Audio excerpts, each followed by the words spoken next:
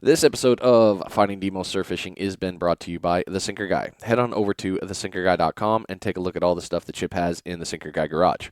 Rigs, he's got you covered. Sinkers? I mean, he's got plenty of them. It's in his name. He's got the best Sputniks that I've used. I like them. Definitely the number one product that I'm always out there utilizing. But not only that, he's also got a whole bunch of other things. You need terminal tackle or you need support equipment, Chip's got it in the Sinker Guy garage. So again, head on over to thesinkerguy.com, take a look at all that, get your order in, fast shipping, you'll be ready to rock and roll within a couple days. Thanks, Chip, for always being a part of this show. This week we're changing gears on you, and we're doing one of my, and I won't say, I haven't said it out loud, but I'll say it. One of my favorite kinds of episodes is the listener episodes, when I get to actually talk to the listeners. And yes, I actually want to talk to you. I want you to come on the show. I want you to share your knowledge. I want you to be interactive with this because this isn't just my platform for knowledge. It's all encompassing. I want everybody to be able to spit something that's going to help somebody out in the surf or on the pier, even in a kayak. We got a lot of different anglers that have come on here, and every one of them has brought something to the table. So this week, we're actually going into the Ohio area. We're talking with Mr. Jim Morrison, and we're going to be talking about some fishing from up there. And, of course, because it is such a recent event, we'll be talking about recent events, but we're also going to talk about Outer Banks fishing and some other in the saltwater and the surf. So you're listening to Finding Demo Surf Fishing. Here we go.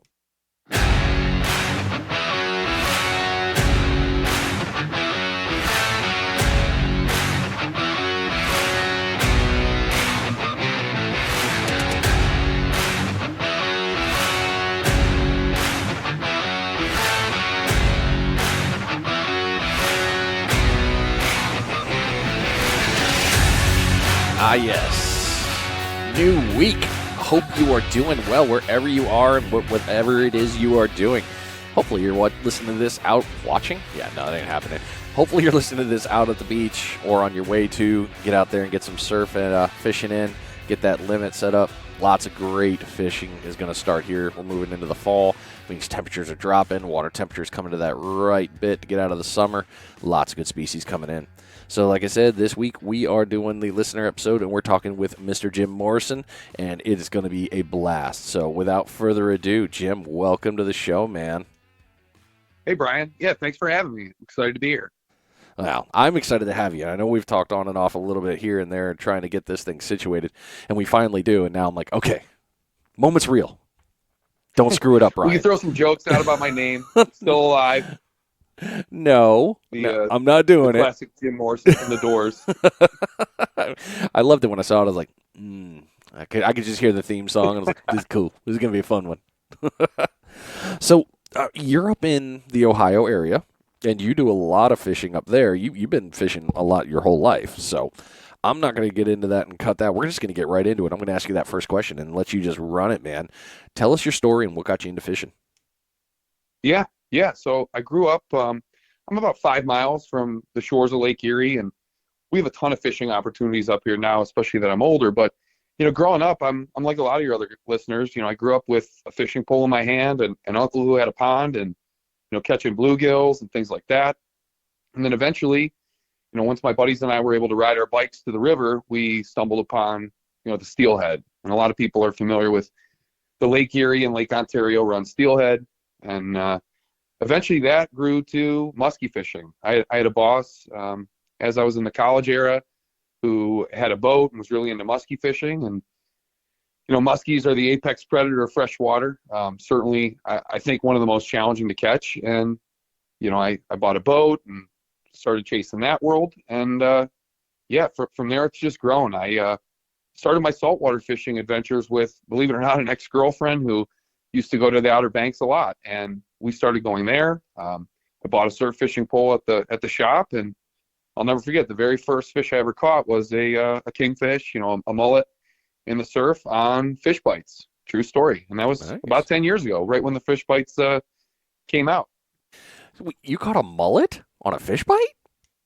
Yeah, so I should take that back. In the northern areas, the kingfish, sea mullet, they call them. Oh, okay, I'm tracking now. Not okay. like mullet, like bait. Yeah. I got excited. I'm all like, oh my God, why haven't I known this?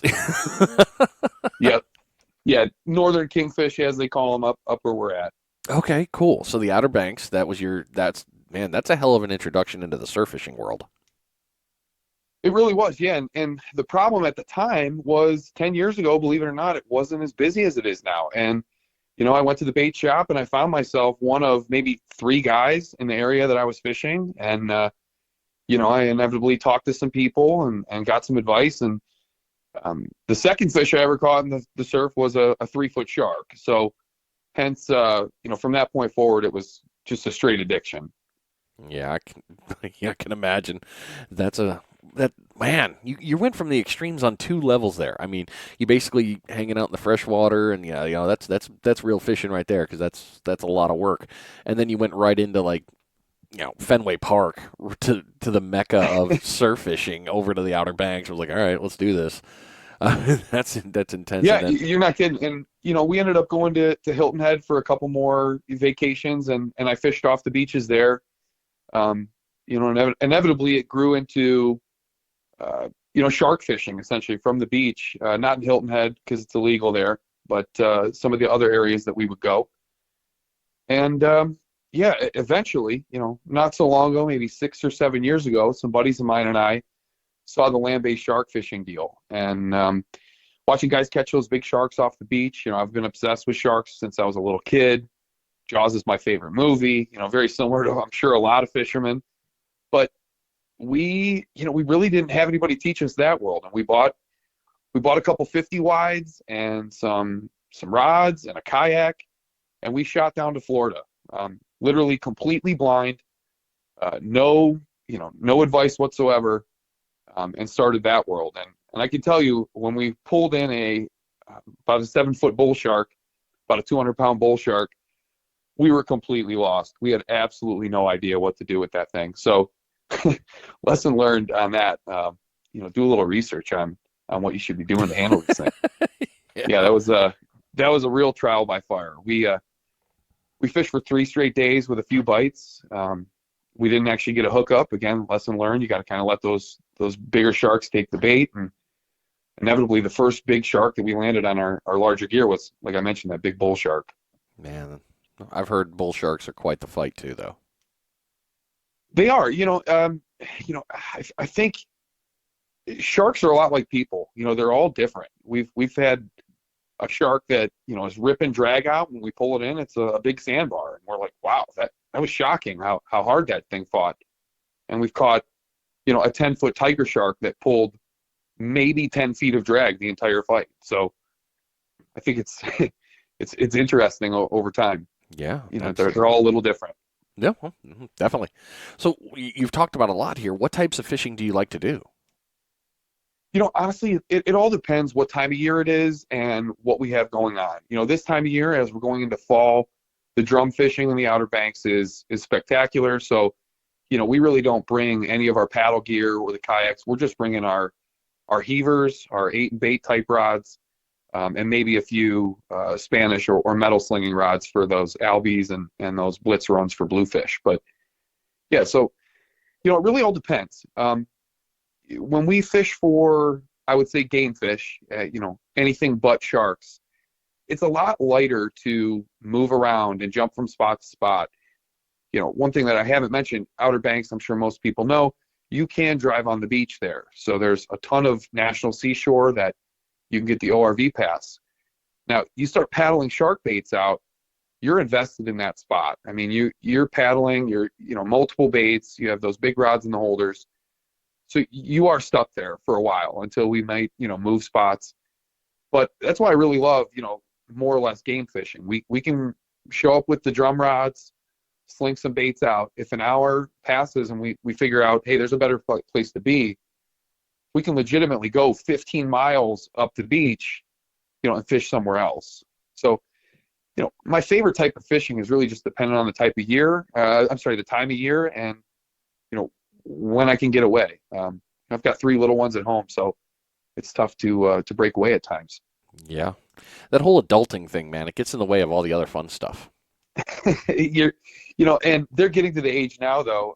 In fact, just a couple weeks here, I'm going to bring my 6-year-old on his first official, drum fishing trip. So that's going to be exciting.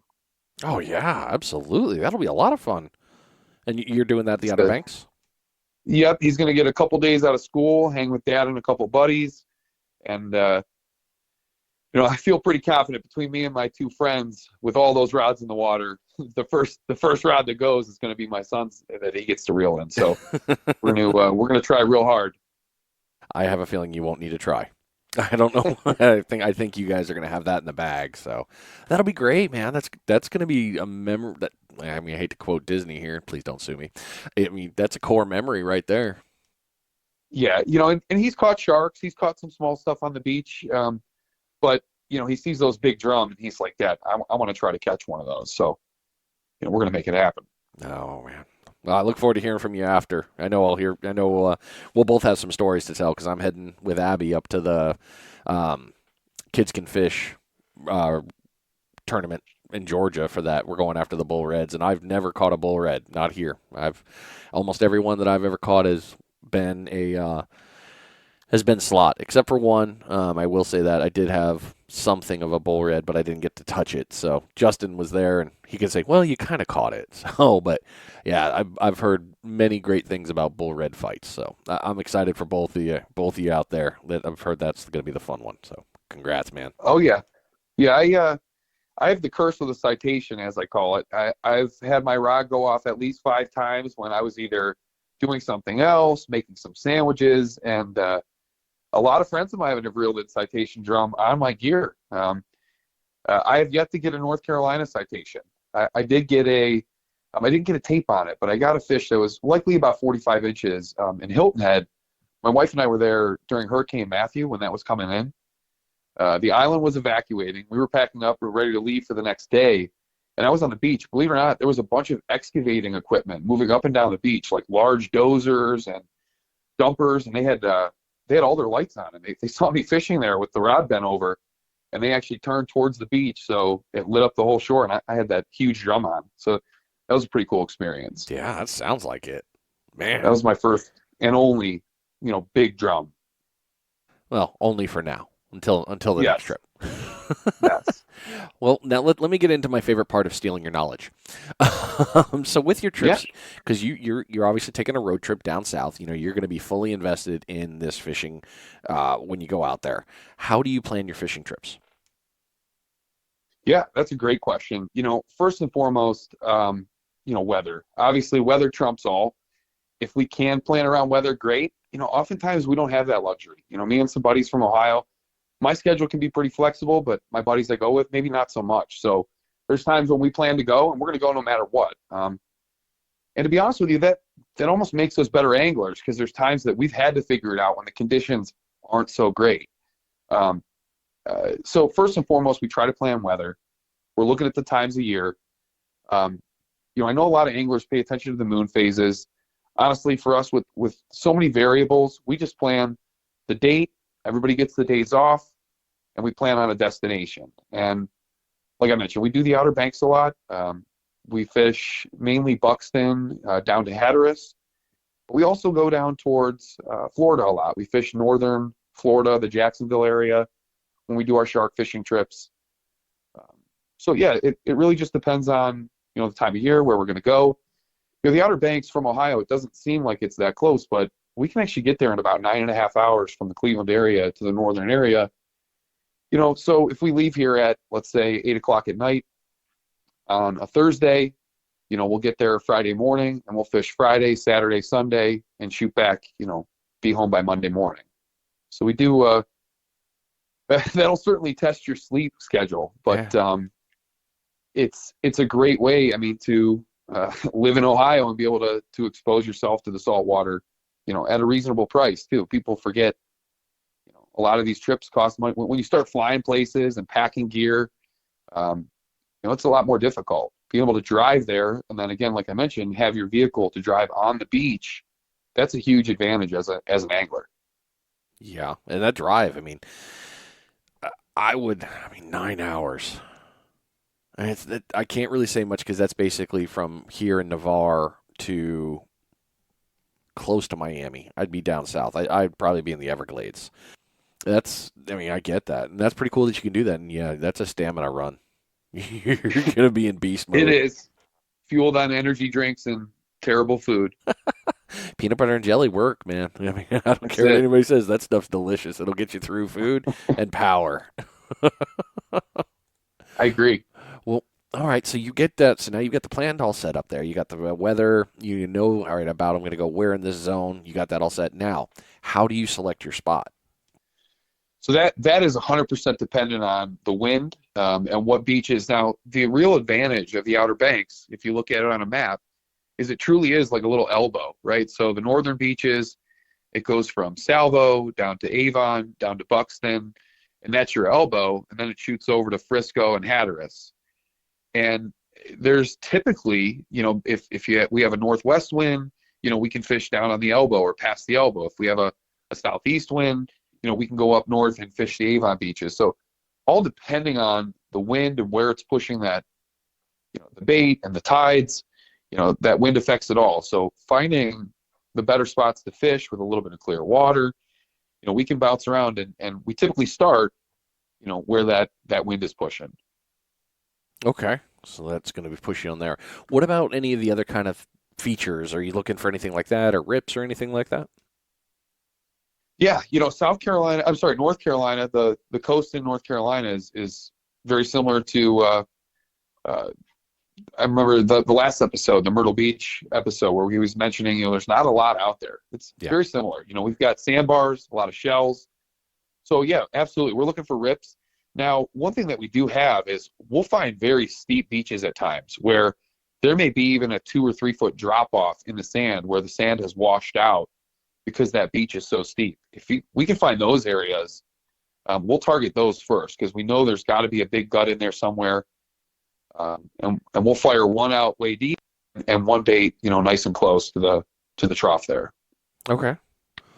So when you're out now, we're also talking a couple different thoughts here. Maybe my brain's telling me two different things. So one, we're talking about maybe the land-based shark fishing, and then let's talk about the drum one there. So if you're doing the land-based shark fishing side, how are you picking your spot for that? Yeah, great question there. So for that, we try to get away from people. That's all there is to it. Sharks will find your bait. They'll find it.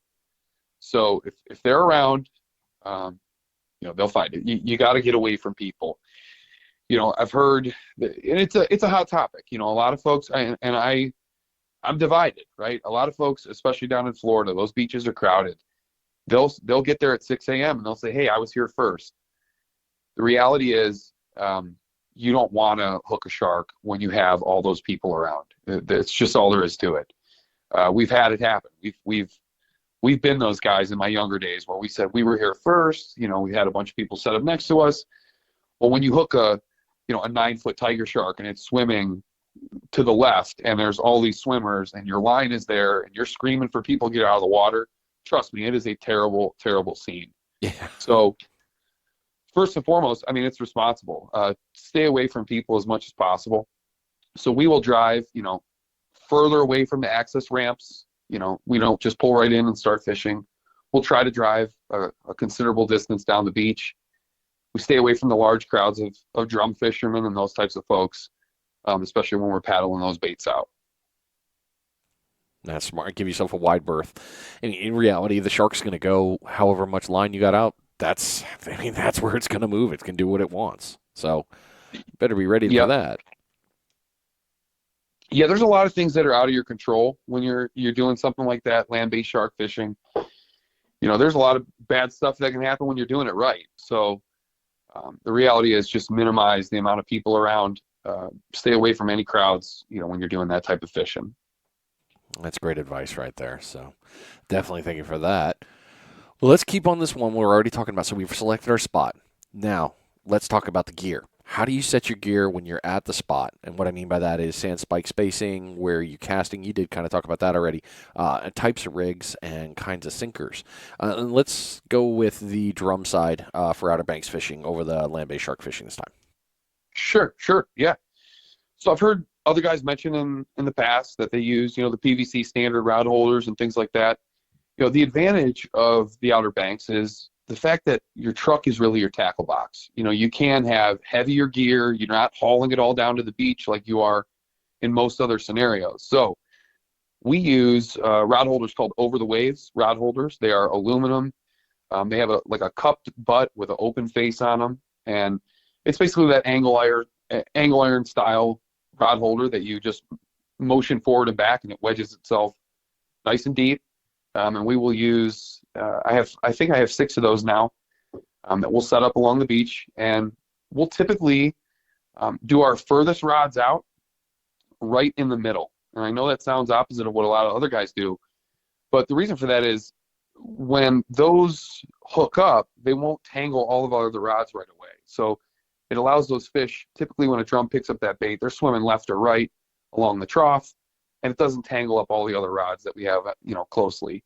It also allows us to, when we are slinging metal for the Albies and the Spanish and the Blues, we can cast, we're not working around 4 or 5 rods that are out way deep. We typically will stack our rods that we're going to, throw out and let sit. We'll put all the rod holders kind of towards the middle and fan those out, and then we fish around them, with our metal as we walk around, and we'll see fish blitz or watch birds coming up the beach. There's a lot of activity on the Outer Banks beaches, that's for sure. Yeah, I mean that goes without saying, especially at the point. I mean, I've heard that everywhere you go in the whole Outer Banks is almost great fishing. It doesn't matter where. The point being that's great, but that's just one little added piece. Yeah. And you had mentioned, Outer Banks, drum fishing. One thing you'll hear is no braid. The reality is, if you're not fishing around people, that's not an issue. There are people who do fish the point with braid. It is what it is. Most guys will say it's frowned upon, because on a busy day, there will be a conga line with, 30, 40 anglers, and that's not a scenario where you're using a rod holder. That's the scenario where you're bombing your bait out and you're holding that heaver in your hand, for an hour at times, waiting for that bite. A lot of guys might say, hey, I hate fishing in crowds, or I hate that. I'll tell you, it's really cool to at least go experience that once. There's a very camaraderie type feeling when the guy next to you, may not be great at casting, and you give him a little tip, and he gets that extra 30 yards, and he hooks up and, comes and gives you a huge high five. Yeah, that's what it's all about. We're all there for the same reason. A lot of guys call it battle fishing. Well, when you actually get out there, most days, most of the guys out there are pretty great. They're there for the same reason you are, and it's a cool experience. Just this past spring, I was there, and I watched 2 of my buddies run up to the truck and run back down, and they were actually heaving these 6 to 8 ounce lead spoons, and they're absolutely massive, and they're doing that to avoid the sharks. But there was this giant school of fish coming down the beach, and they were actually black drum. And my buddy got a splash bite. Literally, as the moment his spoon hit the water, about a 50-pound black drum sucked it up, and from there on out, everybody started running and grabbing rods, and it was pure chaos for 30 minutes, but absolute blast. So yeah, those are the things that fishing in those groups. I don't know if I would have seen that school, right? So you kind of piggyback off each other at times. Yeah, definitely. I love the splash bite. It's like, wait, whoa, oh, hello, thank you. Let's fight. Oh yeah, and even better, when you blow up your spinning reel, or I'm sorry, blow up your bait caster, on the splash, and the fish just starts tugging, and your buddy's, digging out a bird's nest, and you're just laughing and laughing. Yeah, those are the things I remember. That's right.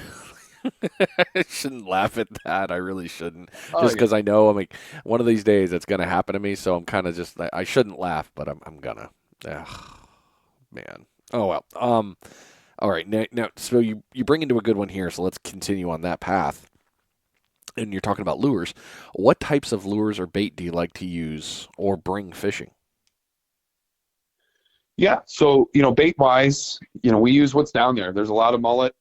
Fresh mullet at the bait shops.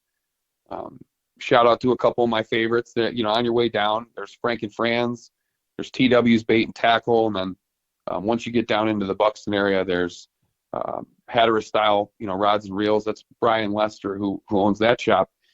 He builds a lot of, custom rods and the land-based shark fishing stuff. He's a great resource for a lot of that stuff. We use a lot of the standard stuff, the Sting Silvers. I remember Tim was just on not too long ago. Tim Still.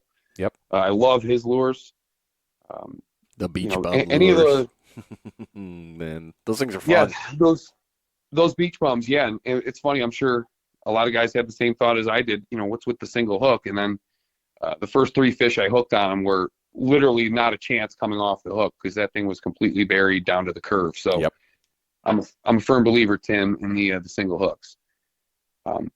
So yeah, we throw a lot of the heavier metal and things like that we can get some distance on. We have the sound side as well. That's one thing that people forget about. There's a great sea trout fishery and puppy drum fishery over on the sound side, where you throw a lot of the typical jig heads with gulp shrimp or Z-Man swimmer or popping cork with something underneath it. And then the shark stuff. We typically will go down to the bait house. The tuna fishing and offshore fishing is pretty spectacular in Hatteras. We'll go down to the bait shop about 3 or 4 o'clock as those big boats are coming in and get a cooler full of, tuna heads, tilefish heads, a couple big wahoos, you name it. And that's fantastic shark bait. Mm-hmm. You got me on that one because when you start talking about shark bait, my brain always goes to make sure it's bloody and smelly. Yeah, the blood part, obviously, they're very attracted to blood, but, one thing that we find is, a super bloody fish, great example is a bonita. You cut into them, it's basically like a torpedo filled with blood. But the problem is it's super soft. The more bloody the bait, typically the softer it is. And you don't realize when you drop it out there and you let it sit for an hour, 2 hours, those crabs absolutely devour, some of that softer bait. So like a tuna head, it may not be super bloody, but it's very, very hard. And those crabs have a really hard time, getting it off the hook. What was I going to think about with Bono? Because, bonita I've heard a lot about out here. I've seen a few different things with land-based shark fishermen, using different things like cow nose rays and stuff like that. Is there any other bait that you really love for that? Yeah, so barracuda. Barracuda is a great example of a super oily fish. If you chunk a barracuda and you throw it into the water, you'll watch it. It looks like you poured coffee creamer around it. It's so full of oil. Barracuda, stingray. Stingray's fantastic. Super tough. Really, really hard to get off the hook. That's about it. We'll use whatever we can get our hands on typically, because we like to use it, as fresh as we can get it. I can tell you, going and stuffing a cooler all the way full and planning to fish for the next 4 days, not a good plan. That bait will, believe it or not, I find sharks are much more attracted to that fresh stuff than that super smelly, rancid stuff. Okay. Wow, that's great knowledge right there in itself. I always thought to go that route. Well, while you're doing that, you just bring us to the perfect absolute time right now.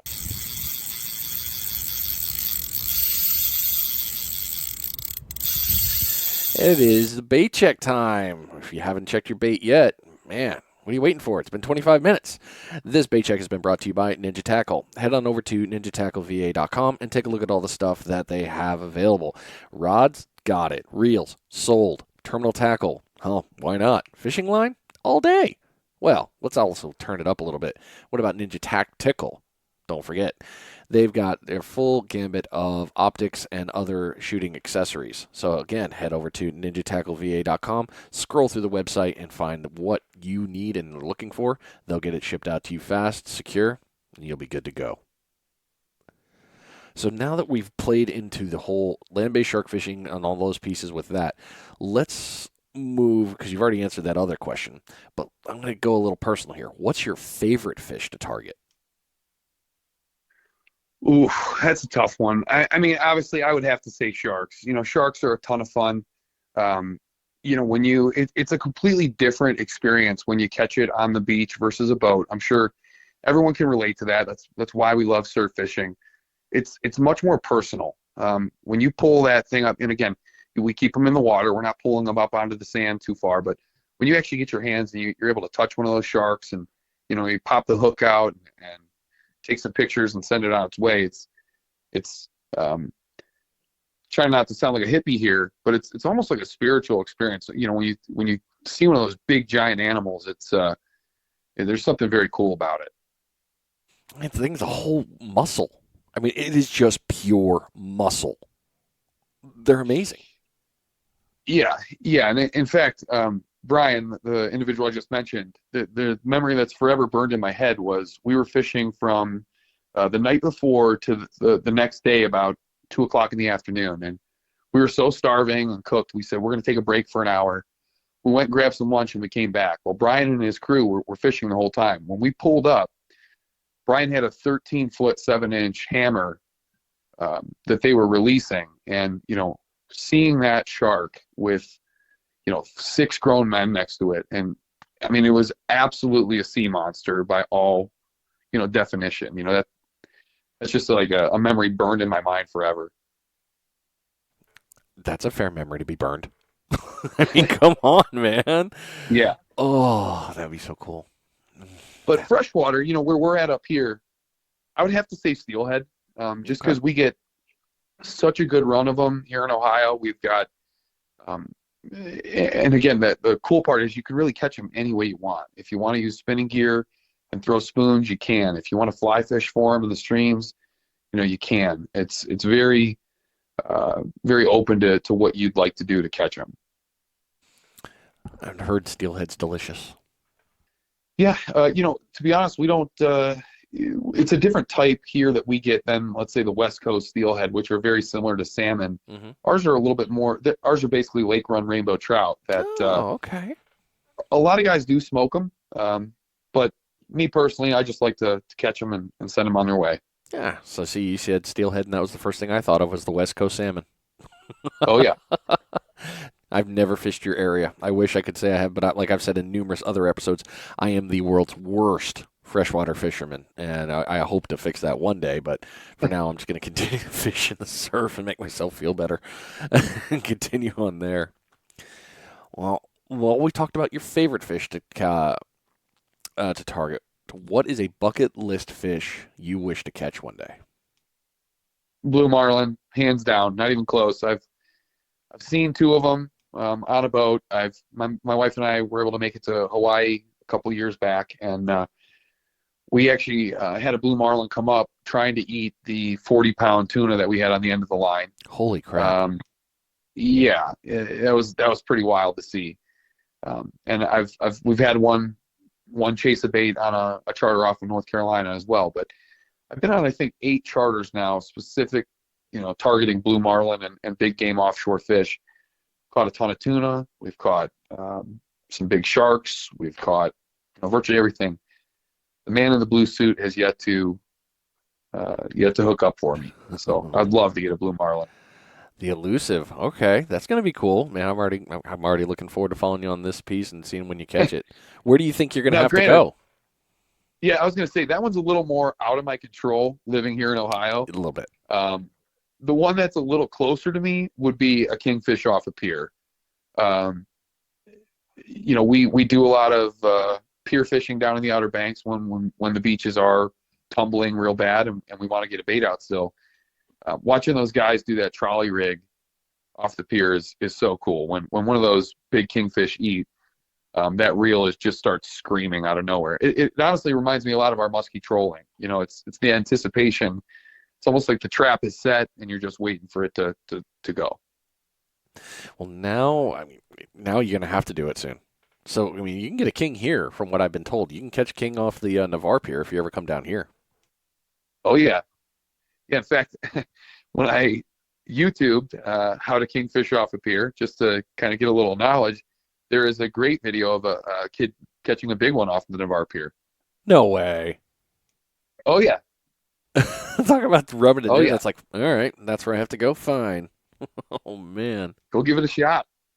Well, Abby and I just finished that tournament, the Navarre Fishing Rodeo, and I got there a little early for the weigh-in, and I watched these guys bring in I mean, one of them had the 40-something inch king, and it was just a massive fish. I was like, "Were you in a boat?" And he's like, "No, yeah, I was just off the end of the pier, out at the reef." I'm like, "Well, how far past the pier?" He's like, "Oh, I don't know, 200 yards." You got to be kidding me. It's like, "Oh no, there's a ton of stuff out here, man. You should totally come out." All nonchalant about it. I'm like, "Okay," and that's where I'm having more conversations through the day. That's where I found out that's where the tuna were getting caught. That's where a couple sailfish have been getting caught in the last couple weeks. All these Wild. great fish within, what is that, a mile and a half of the beach, just sitting there taunting us every day. That's wild. Yeah, it's like a little highway. They're probably just coming in and out of there. Yep. Yeah, I've heard it's quite the area for it. So now you've moved into this one and you almost answered it, but where would be a dream place for you to go fish? Ooh, I would say Costa Rica. I had some friends go a couple years ago. I wasn't able to make it, and I had 4 buddies make a trip there. I think they caught 30 billfish in like 5 days. Wow. Yeah, they had just a wild trip catching a ton of fish. So I would say either Costa Rica, or somewhere like that. One of the billfish hot spots. Mm-hmm. Yeah, makes sense. So what do you do, moving back into knowledge base here, what do you do when you go fishing in a brand new place? Yeah, great question. In fact, my family planned a trip to New Jersey this past year. I've never been to the state of New Jersey. I've never fished New Jersey. So this is a great example. So first thing I do, obviously, I get on Google. I start looking up, what's the area like? What do people catch there? Find maybe a couple bait shops that are nearby. I'll be honest, people at bait shops love to talk. Picking up the phone and calling a couple people will get you a really far way. And actually this highlights, maybe one of the other questions too, in that, be careful on the internet too, right? Yeah. You can't take everything that you read on there. Take it with a grain of salt. Talk to some people. Get a good base of knowledge. Aside from just the things you see on there. So I called a couple of tackle shops. I found out that the striper run would be really, basically drifting off at that point. We would still have a chance, at night, which we did catch a couple stripers. It was really awesome. But yeah, I just do my research and I try to find out, what are the types of species of fish that are there? What do I have a chance of catching? And honestly, part of it for me is what kind of gear could I even get to that place, right? So, obviously I'm not doing like land-based shark fishing at night off some rocks in the middle of New Jersey. So part of it is determining, what gear I'm going to bring and what makes sense for those. So, plugging on your Ninja Tackle guys there, I've got their 9 and their 11. I'll be honest, man, those 2 rods alone, you could fish for a lot. I brought both those with me to New Jersey. Both could throw plugs great. Both you could throw a little bait on. Great rods. Absolutely love both those. Yep. The new one, the 7-foot, got me this weekend. Oh man. I love that whole series. Matt did a great job putting that all together, and the only one I haven't thrown really is the bummy stick, but I'm sure that if it's anything like the rest, it's going to be a great one. So, the 8 and bait. Yeah, like if somebody were to ask. Yeah, if somebody were to ask, like, what if I were to buy one rod, which I have a lot of friends who do, right? They live here in Ohio. They surf fish once a year when they go on vacation. But they're like me, they're like you. They don't like to buy, the low end gear. And they'll say, hey, what's a decent rod, or what's a rod that's not going to break my wallet that I can fish for a lot of stuff with? And that 11-footer, I mean, you can throw metal with that. You could throw some weight with some bait on it. That's a fantastic surf rod. Yeah. Yeah, it's really good piece of gear.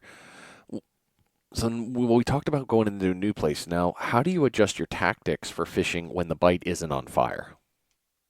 Yeah, that's a great question. So, what we'll do, obviously, location is often key. You can't catch fish if they're not there. There's times when, it's just not happening, where you do have to pack up and move. So first and foremost, we'll move locations. Oftentimes, just the simple move of location can get us some bites again. When that's not working, we'll try to do some different tactics or, even some different bait presentations. Good example, shark fishing, traditionally, a lot of folks will paddle a bait out and they stick it to the bottom with a big spider weight, a 10-ounce, 16-ounce spider weight. Well, the only sharks that are really going to come to that would be sharks that are typically feeding near or close to the bottom. So this past year, we tried experimenting with some different rigs, like a float rig, where we used a pool noodle essentially as a bobber, and floated a bait, 400 yards off the beach. And within 10 minutes of being back on shore, the reel was screaming and we were hooked up. So sometimes I think where you're putting the bait in the water column can make a big difference. When the water's dark, oftentimes the fish do feed close to the bottom. So yeah, I mean, just different presentations, different tactics based on what we're facing out there. I mentioned, Outer Banks, you have the advantage of being able to move. There's several great piers down there.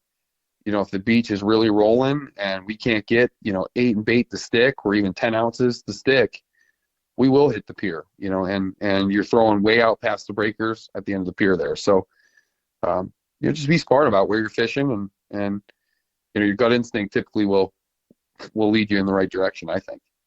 When would you say it's time to make an adjustment when you're in a spot like, all right, this isn't working, we need to do something different? How long would you wait? Sure. Yeah. So I recall in the last episode where they were talking about the tide swings, and, the Outer Banks, typically we get 4 tides. There's 2 lows, 2 highs a day. I'll typically go through an entire tide swing. Oftentimes those tides are going to be a big factor in fish moving up the beach and triggering fish activity.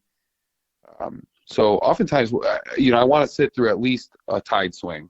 So a minimum of maybe 4 to 6 hours, if we're really focusing on a spot. Yeah, once that tide swings, if we're still not doing anything, we'll find, and the key, I think, is find something that looks different than the place you're at. Oh, yeah. Right? If the wind is pushing a certain direction, if you're fishing more or less a flat beach, go somewhere that has a little more structure. Go somewhere that maybe doesn't have all that wind blowing. Just think about where you're at now and what could be a little different. Dude, great advice. So, that's a solid piece right there, because it's almost the definition of insanity if you're going to drive 150, 200 yards down, and it's the exact same thing right there. The same structure, the same flow. There's no rip or anything like that. It happens. You'll watch guys pack their entire truck up, take 30 minutes, pack it all up, drive 400 yards down the beach, and set back up. Now, granted, maybe there's times that does work, but for me, yeah, you're exactly right. That is the definition of insanity. I used to hate saying that. I'm like, oh, yeah, because I had a commanding officer that would say it. And I was like, I hate you for always saying that. Now here I look at him like, damn it, he was right. It's the same thing over and over and expecting a different result. Damn it, you're good. You mentioned, location too. Oftentimes I'll use my iPhone. We'll find some of those really good holes at low tide, and I mark them on my phone. These phones now, you can get within 3-5 feet of a location. I've gone as far as standing in the hole and marking it on my phone, because there's times, that beach swing is 200-300 yards in some of the flatter beaches in the Outer Banks. So, then we'll cast to the dot, that's on my phone essentially, at high tide, and catch some fish. And we'll do that, going up and down the beach, marking some spots, finding some good spots to fish. So yeah, that's been helpful. Yeah, absolutely. Salt Strong talked a lot about using Google Earth and taking a look at the structure and all that, because it changes depending on when you took a look at the last time or when the last ones were shot. But it always gave kind of that one of, hey, if you're scouting, if you're sitting in one spot, like, well, let's see what else we got here. It's a great tool with all the digital technology we have out there to find more availability or better areas that you could possibly go to, or a point where you need to get behind it for wind. Maybe that is throwing you a little bit and you could use that little cut. We have so much information in the palm of our hand. It's hard not to get the advantage. 100%. Yeah, a great example. There's another little island down there called Ocracoke that you can shoot on a ferry to. We had never been there. We pulled it up on Google Earth. We looked at a couple beaches, found a great starting spot. my buddy popped a citation on my rod when I was sleeping in my chair. Oh, That's he let my you citation sleep. curse. Oh no, that's a good friend. Really, really good friend right there. I mean, I could once the rod was in his hand, I couldn't take it out. No, not without catching a little hell for it. Right, that's his fish. Yeah, yeah. Oh boy. Well, One other thing I forgot to mention too, Brian, that go for it. when we were just chatting about before, the tides, right? So when we find those tides, and one thing I want to mention about that, the shark fishing deal, if you are going to target sharks, what I find is a falling tide, believe it or not, sometimes works best. And I think the reason for that is it's actually taking the scent of your bait and it's pushing it out towards deeper water. It's pulling it out into the ocean, for more or less, versus a tide that's coming in, pushing that scent of that bait towards the beach. If that makes sense at all. That makes a ton of sense. I mean, with the flow and all that, it's kind of like hunting with wind. Exactly. Yeah, and with that falling tide, it's almost like that shrinking tide. The bait fish and all the things the sharks feed on have less and less places to hide. So I think there's two things happening there. A shrinking beach is less structure for the small fish, and they're pushing out into the deeper water where those sharks like to hang out. And then it's also washing, the scent of your bait out further. Yeah.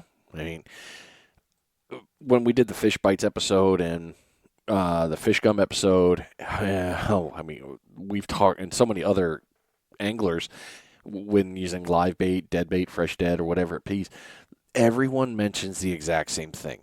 Get the scent in the water. Because these fish, what is it? I think Shark Week said it.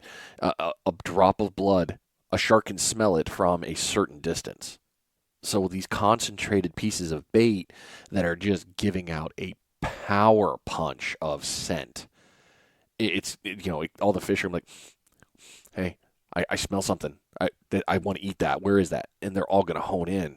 That scent piece with the tide flow, rip currents, all that pieces put together is just, it's an invitation for the buffet, and it's perfect. That's it. Yeah, I agree 100%. Oh, good times. Now I want to go fish. It's only 9:00 at night. Well, we talked about a painful memory, but let's talk about a good one. What has been your favorite fishing memory?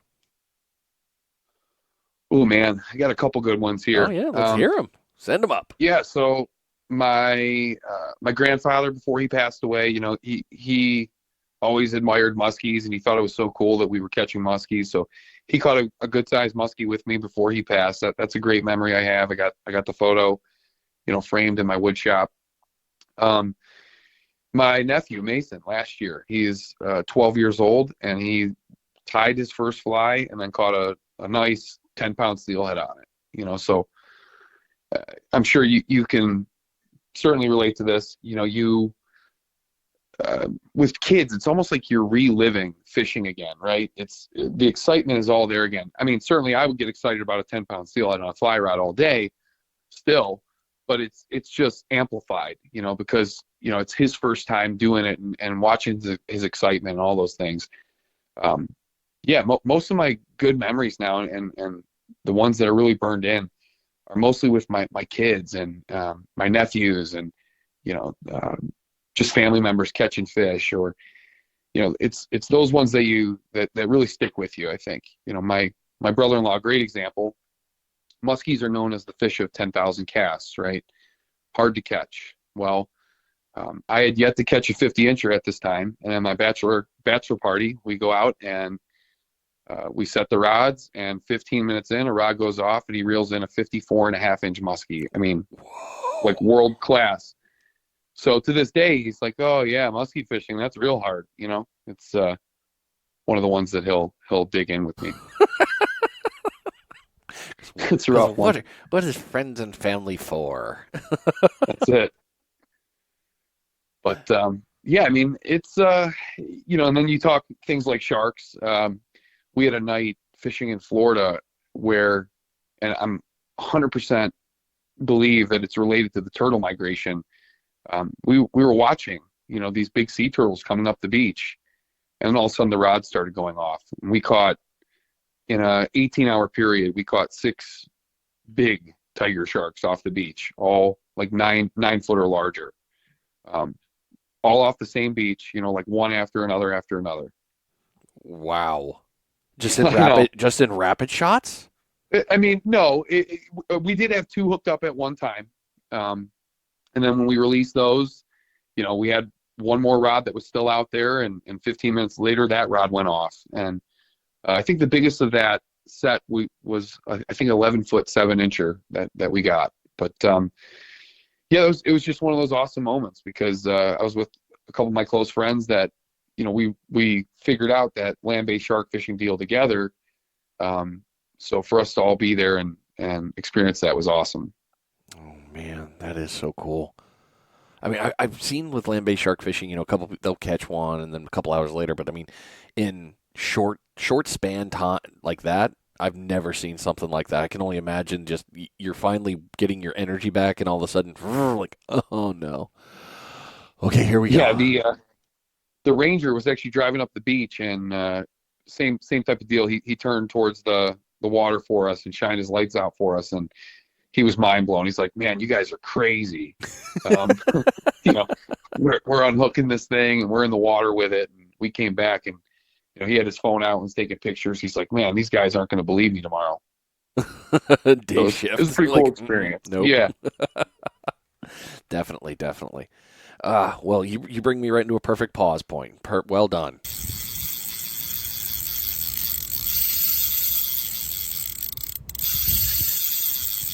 Bait check time. This bait check has been brought to you by DS Custom Tackle. Head on over to dscustomtackle.com and take a look at all the floats and other supporting tackle equipment that they have available. Rigs, sold, no problem. Floats, oh, they got them all day. What about these new glow-in-the-dark floats that also look like a sand flea with the gold on the back? Oh, yeah. Hey, by the way, the Pompano run's coming. Not a bad idea to get your hands on. Head on over to dscustomtackle.com. Get yourself set up for success. Quick shipping. Great product and excellent customer service. I've heard numerous people from the show have actually told me they've reached out and talked with them and had nothing but great things to say. Now we're going to go into another favorite. What is your favorite thing about fishing? Ooh, I would say the camaraderie. What I found is I'm an extrovert, man. I love people.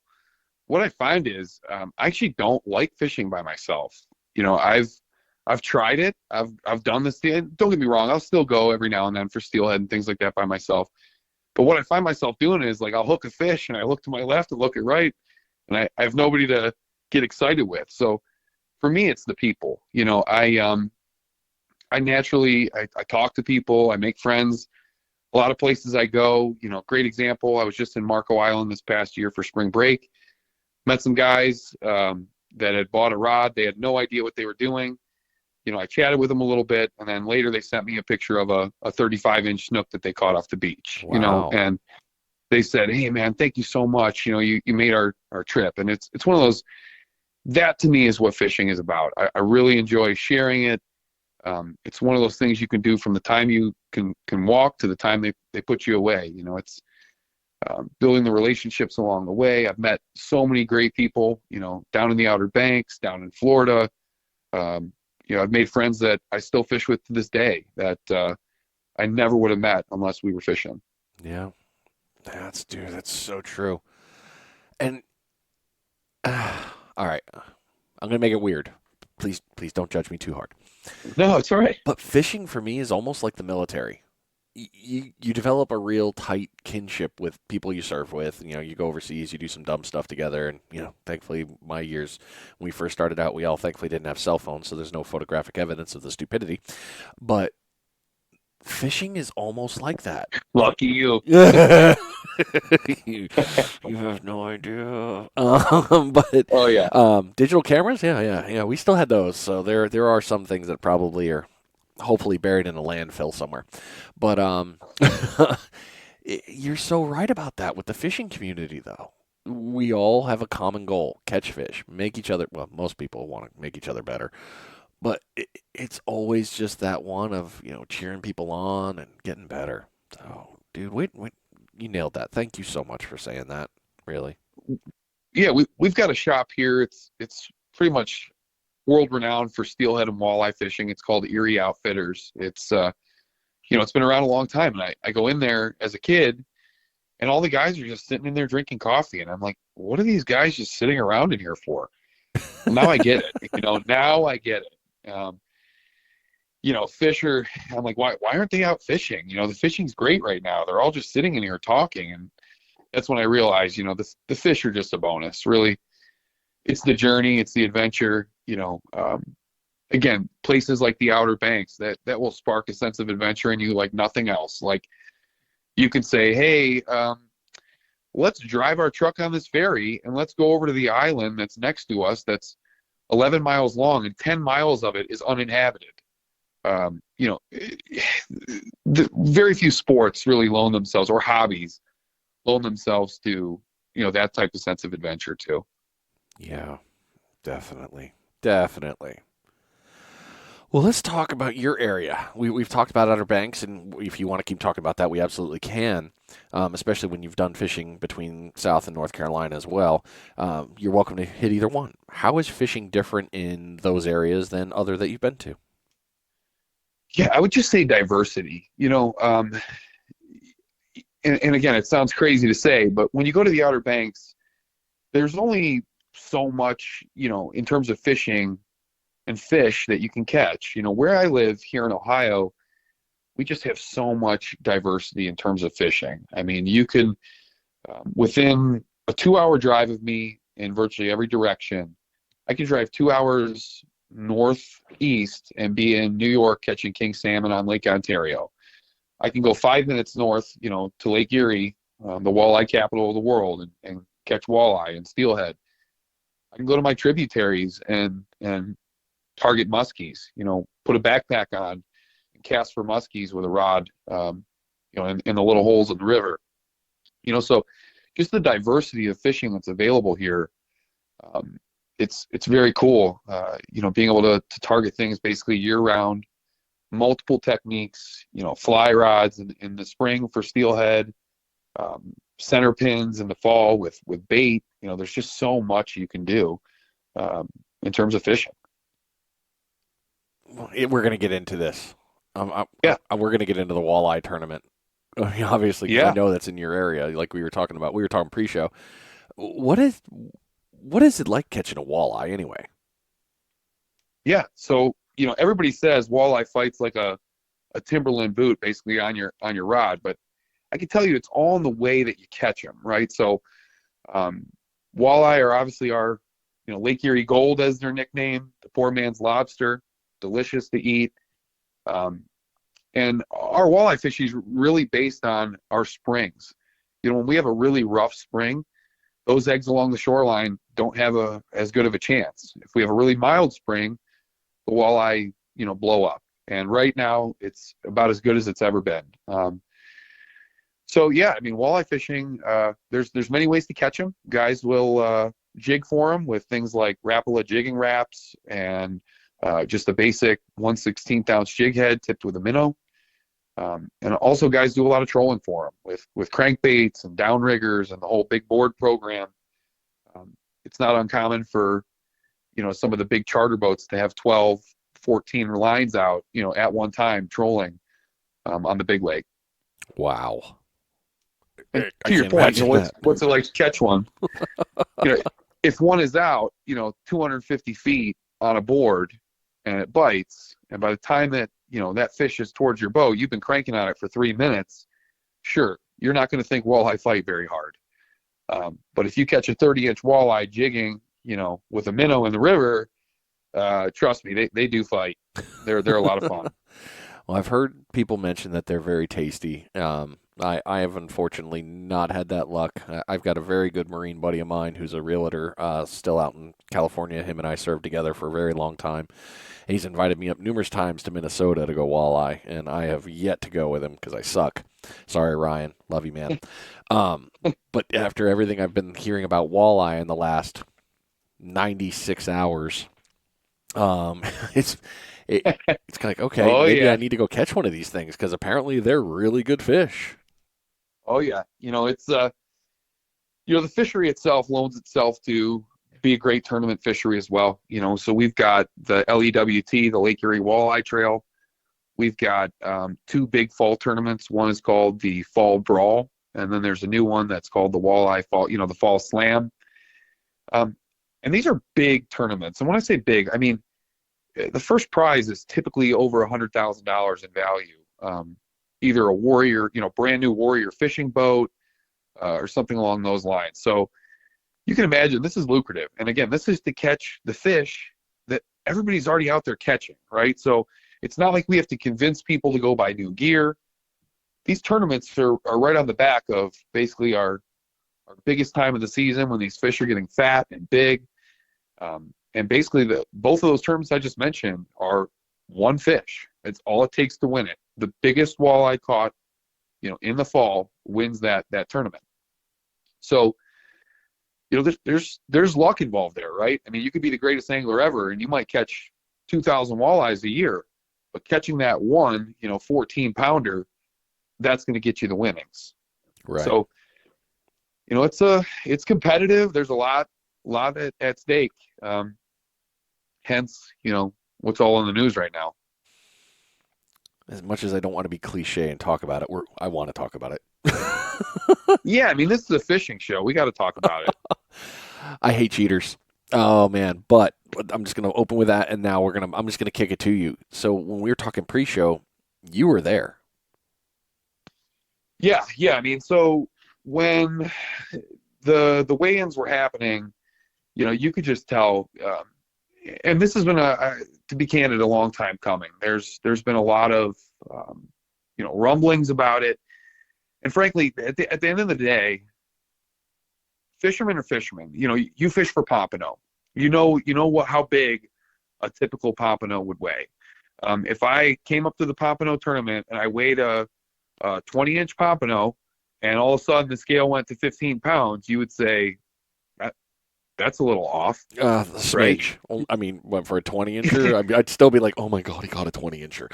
But yeah, that weight, I'd be like, no. That's what I'm saying. So, these guys catch a lot of great fish, but, everyone knows what these things should weigh.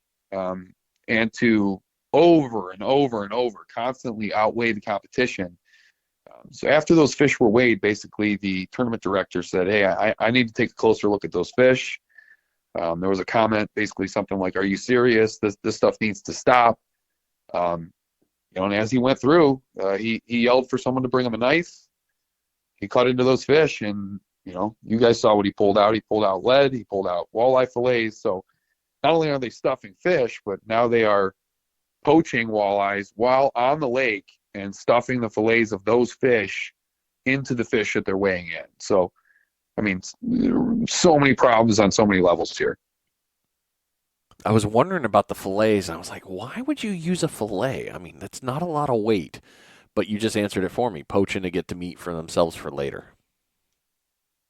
Well, basically, no. I mean, more or less, it's just a way to add weight to the fish that wouldn't seem so obvious, right? So, but, you can't just fillet a fish while you're on the lake. All those boats get checked before they go out. So, they did not have anything in there, before. So that leads me to the conclusion they had to take that extra walleye, and fillet it out while on the lake and stuff it in their fish.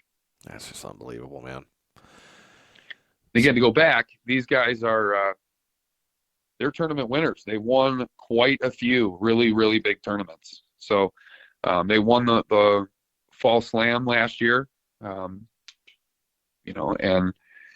the Fall Brawl, they failed their lie detector test, so they did not get the winnings for that tournament. So, a lot of people are rumbling about that too. How can they fail one but pass the other with the same fish?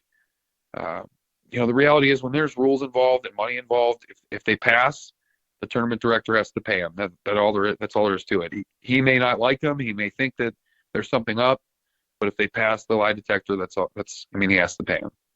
I mean, in the freshwater game, I learned this from iCast this year. The freshwater game is huge money. I did not realize how big and important the freshwater series, all of these different tournaments are throughout the country. I mean, like you just said, a Warrior fishing boat to win a tournament. You're going to win a boat. I mean, Oh yeah, that's $100,000 boat. $100,000. Oh yeah, And the buy-in is what? A couple hundred? yeah. I think it was it's $40 a man. Holy crap. I mean, Yep. that's an ROI that, I mean, I will take any day of the week. Give me $40 for a chance at that. Oh, hell yes. And the worst of this is it's not the first time I've seen cheating. I mean, granted, I'm still new in the game quite a bit in this world, but I've seen it once, and it made me realize after seeing that, it's like, you know what? When there's things like that on the line, desperate people are going to do desperate things. And the one piece that I always wonder is, okay, it's happened. Great, they got caught. All right, what's the consequence? Now, based on the TikToks and the videos, it was like, man, this is a mob. These guys are probably going to die leaving. I felt tension. I was like, holy crap! And I'm 1,000 miles away. Yeah, it's because you got to imagine, Brian. Like I mentioned, the money involved here, Yeah. right? So, let's say the difference between fourth place and fifth place is, $20,000 check versus a $2,000 check. What these guys did was essentially take $18,000 from someone's pocket, right? I mean, bumping people down the chain here. If they're winning with false, weighted fish, that means that someone maybe won nothing who should have won, a few $1,000. And I don't know about you, but a few $1,000 here and there for fishing, I'm all about that. Yep. So yeah, it's rough. I think it's certainly going to set some precedent. So obviously there's a lot to talk about in the past. They've won all these other tournaments, and folks are talking about lawsuits, and the reality is legally you can't prove any of that stuff. So my thoughts were, I was chatting with my buddy who's a charter captain up here. How do we go forward from this? And the reality is this is going to set precedents where we're either x-raying fish or we are filleting fish right there on the table. During a lot of these tournaments, they have the option for the fish to go to the food bank. My thought is maybe a lot of these going forward, they're all going to go to the food bank. It's not going to be an option for you to keep the fish anymore if you partake in the tournament. So, I mean, certainly some options to negate this type of issue in the future. But, yeah, it's a black eye. I mean, it's just rough. Yeah, it definitely is. And I mean, the only thing we can do from here is basically get better. And hopefully they do. I know this is horrible for me to say, and I shouldn't cast stones, but I'm going to because it's, me. I mean, quite frankly, in my opinion, you're banned for life. Any event of anything fishing, you're out. That's just me. I agree. Yeah, that's a hard one to I mean, how could you ever fish against those guys, right? And then the flip side, how would a DNR or anybody feel confident giving these guys a license? Yeah, 'cause integrity is key. I mean, once you lose your integrity, there's nothing else. It's just the jarhead in me and the human in me. I don't know, but once your integrity is compromised, I will be the first to tell you it's going to be hard to trust you again, and that's just unfortunate. So. Yeah. Well, now that shout out to Jason Fisher. He was the tournament director there who noticed that, and he called it out. So, huge shout out to him for doing that, because otherwise, I mean, who knows how long this could have gone on for. Yeah. Was he the guy in the glasses that did the cut? He is, yeah, who basically seems like a cage fighter when he finds him. He's screaming. Oh, dude, I thought he was going to punch him with that weight in his hand. Like, I thought, I was like, oh, yep, he deserves it. Punch him in the mouth. Yeah, it's good on him. The sad part too, Brian. There's a lot of really cool stuff that also happened during this tournament. There were two kids who won. They did win some prize money. I believe fishing out of their grandfather's, 35 or 40-year-old boat. Stuff like that didn't get heard because it got overshadowed by all this junk. But well, hopefully that can get brought back in. I mean, the negative is always going to take the limelight, right? There's nothing we can do about that. The negative is always going to sell. It's going to make this bigger. It's all over social media. It doesn't matter where you go. The memes, the jokes, all those pieces. Hopefully, some of the good stuff's going to come up. Those feel-good stories that are going to make it like, all right, cool. Something good came out of that. So It's crazy. Yeah, it was on TMZ. I mean, it's Well, all over the place. welcome to our fishing world. Yes, people, come on That's it. in. We get crazy with it. All right. Well, let's start wrapping it down here. We got a few more to go. And one of the things we talked about before we even did the show, you wanted to talk about a lot of these, hey, lessons learned, don't do this. And we're going to bump into that one here with these last ones. I'm going to get rid of that question because it's not going to work. What knowledge would you give to a brand new angler? Great question. Yeah. So, first thing is, do your research, right? We would use the internet, try to find as much information as you can. But to that point, don't listen to everything you read on the internet, right? So that's, I think, the biggest problem with new anglers. I'll have a buddy of mine who says, oh, hey, I was reading on this webpage, or this guy suggested this on this Facebook post, so I bought it. And he's got a 10-foot ugly stick with a 8,000 size reel for, fishing for pompano, and it's like, well, you're a little outgeared here. So I would recommend, call your local tackle shop, talk to a human being. It's a lot easier for them to judge maybe where you're at, what you need to be successful than, posting it on the internet for 10,000 people to reply. Find someone local, go fishing, talk to somebody with an actual fishing rod in their hand, versus, someone behind a keyboard. That would be my best advice. That's great advice because the tackle shops do know they got you covered there. Well, you took care of that one. What do you recommend to someone coming to the Outer Banks or that area specifically? What do you recommend they do before they start fishing there if they've never been? Yeah, a couple things there. So first and foremost, Outer Banks, it's notorious for, the 8 and bait, the heavers, right? So if you are going to fish with a bait caster, with a 12 or 13-foot rod and 8 ounces of weight, I can tell you even the best casters in the world are going to blow up those reels. That's a lot of weight. There's a lot of energy throwing. And I mean, I don't know if you've seen some of these guys with the quote unquote Hatteras style cast. I mean, they're throwing that rod as hard as a major league player is swinging a baseball bat. I mean, they are swinging that rod as hard as they can, launching that bait to the, over the third bar that's out there. So if that's where you're at, first and foremost, I would practice some casting in a field, get your rod and reel strung up, figure out how to respool it quickly, because trust me, you'll probably need to do that once or twice. Yeah, so I would really practice getting some casting, because that's in perfect conditions, right? Right. When you get to the beach and it's windy and then you got some bait on there, it's a whole different ball game. But you'll at least have that motion down, right? And then the other side, like I mentioned, reach out to some folks, find some locals, talk to some people. The Outer Banks has a lot of little hidden gems and little areas to fish that I never would have known about, looking at a map, or just doing internet research. It's people that led me to those, little gems. So when you go to those places, be friendly, talk to some people, ask for help. I've said to somebody, hey, I can't buy my rigs anymore. It's getting expensive. I lost 10 today.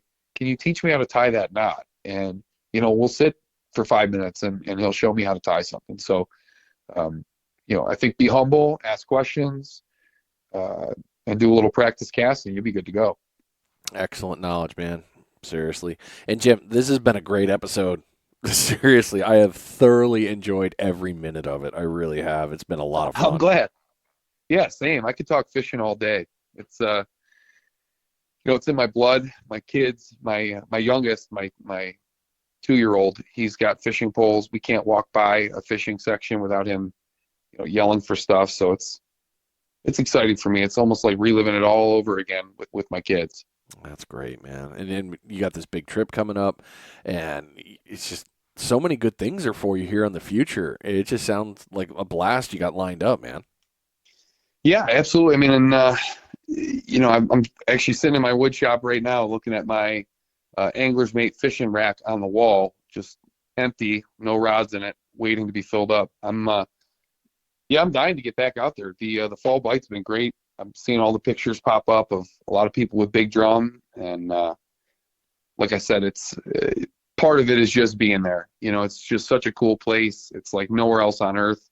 If you've never been there, hope I'm not going to be pushing too many crowds there, but I really do recommend it. You know, if you're looking for a spot to go with maybe some buddies that's new, like I said, you can drive your car on the beach. You know, it's like a mobile tackle shop.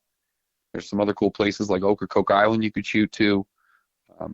It's just like nowhere else on earth. Yeah, definitely.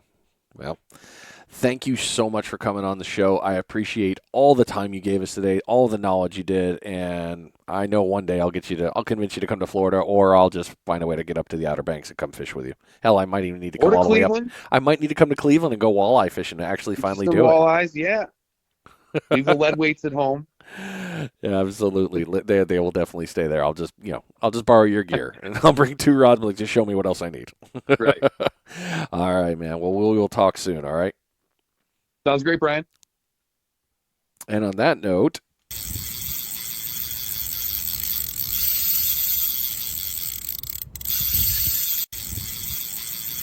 it is a double bait check. Apparently, I like to push the button twice today. Who knew?